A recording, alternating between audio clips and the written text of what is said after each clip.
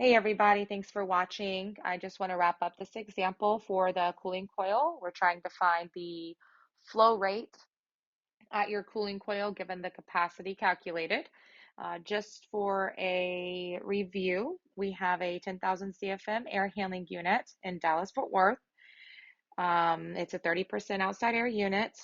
We have 7,000 CFM coming from our space, about 3,000 CFM coming from outside. We're wanting to produce 49 degrees off of our cooling coil.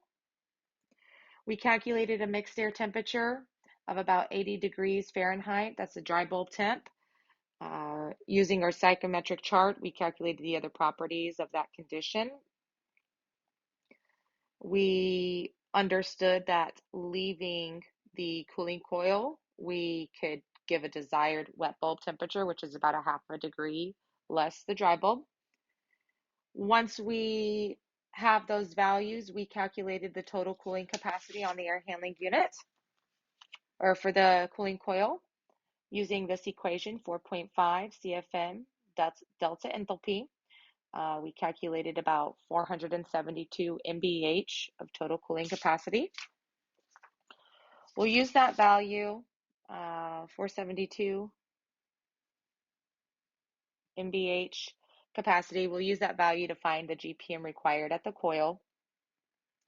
Our cooling coil, in order to find the GPM, we need to know the entering water and leaving water conditions. You'll typically see that written EWT, LWT. Those values are temperatures coming off of your chiller. Most of the time, you'll see your chiller producing 42, in your system returning 56. That is a typical delta T of your water, about 14 degrees Fahrenheit. There's an equation that I keep in my back pocket when I'm dealing with water flows and GPMs and capacities. That is going to be your BTU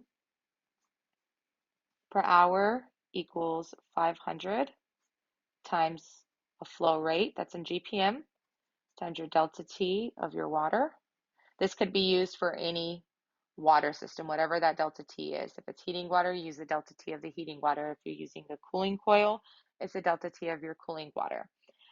In this case, we have our total load as 472 MBH equals 500 times our flow rate times the delta T of the water, which is 14. Typically, you'll see 14. Anything less than 12, you can run into low delta T problems. I won't get into that, but if you hear it, you'll hear it in the industry. Low delta T is not good. So just knowing that, we have the equation 472 times 1,000 divided by 500 divided by 14. That gives you about 67 gallons per minute of chilled water flow that's needed at your unit. Using ASHRAE, you can find ASHRAE 90.1. ASHRAE recommends sizing pipe at 7.5 feet per second for your flow. There's a pipe chart where you can calculate what the pipe sizes are with this constraint. For about 67 gallons per minute at 7.5 feet per second, you are sized for about a 2.5-inch pipe. Understanding what these values mean, when you're getting a selection, the manufacturer will typically give you a cooling coil and values that their cooling coil can do. Having it calculated already on your end is good for review. So if you have something that's really off from these values, you can question it. But most of the time, it's not going to be exactly the values that you calculated. And that's all because of the construction of the units, the construction of the cooling coil, the proprietary information on how the cooling coil is constructed, the properties, etc. That all plays in a part of your cooling coil capacity and the flow rate required to achieve you're leaving your temperature off your coil.